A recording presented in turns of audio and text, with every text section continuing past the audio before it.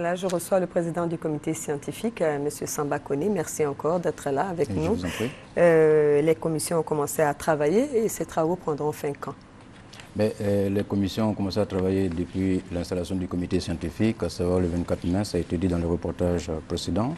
Nous allons travailler en commission jusqu'au 19 août. Oui, il y aura une séance de synthèse. De restitution, oui. Restitution. Comment faire des contributions? D'abord, les commissions, je dirais rapidement qu'il y a 5 commissions de travail, une commission juridique et réglementaire, il y a une commission régulation, autorégulation, il y a une commission qui se préoccupe de l'environnement économique et social de la presse, il y a une commission qui s'occupe de la pratique professionnelle, en gros 5 commissions. Et ces commissions travaillent à partir d'un noyau de 6 à 10 personnes et ils vont à la rencontre des personnes ressources et des organisations ressources pour pouvoir collecter le maximum d'informations parce qu'il nous est demandé de faire l'état des lieux en vue de proposer une thérapeutique. Alors, comment faire des contributions?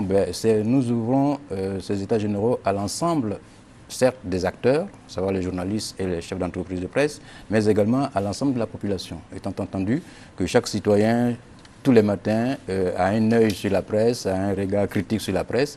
Il est bon, à la faveur de ces états généraux, que chacun puisse nous apporter sa contribution. Et à cet effet, je me permettrai d'indiquer une adresse mail où le conseil et le comité scientifique peut être saisi. C'est contribution au pluriel, @EGPCI, et GPCI pour États généraux de la presse en Côte d'Ivoire, .net. Contribution au pluriel, @EGPCI.net. Au stade actuel de vos travaux, quelles sont les critiques qui reviennent le plus souvent à l'égard de la presse? Les critiques qui reviennent souvent peuvent se situer à 3 niveaux. Nous avons d'abord, le ministre l'a dit tantôt, nous avons entendu de la part des acteurs et surtout de la société civile, des consommateurs de presse, une trop grande proximité entre les rédactions et les politiques. À un moment donné, nous avons compris cela. Je pense que les journalistes le savent déjà. Pas mal de rédactions, sinon la grande majorité des rédactions sont inféodées à des partis politiques ou à des hommes politiques. Ce sont leurs employeurs?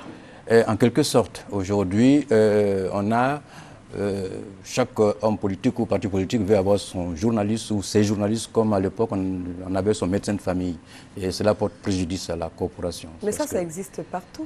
Ça existe partout. En France, il y a Libération qui est proche d'un parti. Oui, il y a on peut être proche. Le Figaro qui est aussi proche tout de à la fait. droite. On peut être proche et être professionnel. L'un n'empêche pas l'autre. Mais être proche, partisan et ne pas observer les règles professionnelles, là, effectivement, il y a problème. On peut être partisan et être professionnel. On peut être partisan et être critique. Oui. On ne peut pas dénier la réalité quand la réalité est visible et palpable. Alors que quand on est partisan, parfois on dénie la réalité dans le colonne. En votre qualité de journaliste et d'observateur du paysage médiatique national, quel est votre sentiment sur l'observance des règles professionnelles et déontologiques par les journalistes? Bon, mon sentiment personnel, peut-être peu d'importance, je me référerai rapidement aux statistiques de l'OLPED et du CNP pour dire que, quand on prend ces statistiques et ces comptes rendus de communiqués, on se rend compte tout de suite qu'il y a une catégorie de journaux qui ne respectent pas beaucoup les règles professionnelles.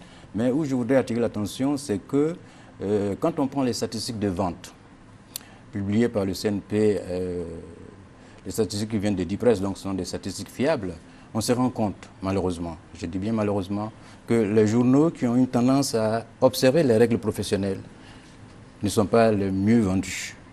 Qu'est-ce à dire? Est-ce à dire que les citoyens, lecteurs, ivoiriens, préfèrent des journaux qui sont peu respectueux des règles professionnelles? C'est un grand débat. Alors, le chef d'entreprise qui voit son concurrent faire de bons chiffres d'affaires alors qu'il ne respecte pas les règles professionnelles, que lui, par contre, il est en train de plonger en vente, est-ce qu'il aura tendance à respecter les règles professionnelles? Alors, que cherche le lecteur ivoirien? Peut-être qu'à côté des états généraux de la presse nationale, il faudrait peut-être faire des états généraux de la société ivoirienne. Il faudrait former les lecteurs ivoiriens. Exactement. Et je rappelle que le Conseil national de la presse, le CNP, vous avez parlé, l'Observatoire de la liberté de la presse, de l'éthique et de la déontologie, c'est bien l'OLPED. Et quels sont les résultats qu'on peut attendre de ces états généraux, Président? On attendra surtout des recommandations. Il y aura une série de recommandations. Je ne veux pas présager des conclusions des états généraux. Il y aura des recommandations destinées au ministère de la Communication, au ministère du tutelle. Il y aura des recommandations destinées aux professionnels journalistes et puis des recommandations destinées aux chefs d'entreprise. Et peut-être aussi des recommandations destinées à la société civile. Mais ce que je voudrais indiquer, parce qu'il ne faut pas s'attendre non plus à ce que les États généraux résolvent tous les problèmes de la presse ivoirienne. Alors ce que je voudrais indiquer, c'est qu'on pose un diagnostic, on va élaborer des thérapeutiques. Le ministère, les chefs d'entreprise et les journalistes vont avoir à administrer ces thérapeutiques. Maintenant, aux patients, c'est-à-dire les journalistes, d'observer la thérapeutique. C'est comme un médicament, il est efficace. Si vous le prenez comme prescrit, il va être efficace. Si vous ne l'observez pas comme selon la prescription du médecin, le médicament, malgré son efficacité, il ne donnera pas grand résultat.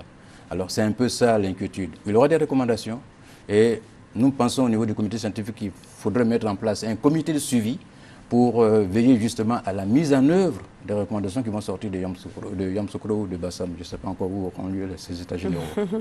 Merci, Président. Mais voilà, les acteurs du 4e pouvoir vous regardent. Qu'avez-vous à leur dire ce soir?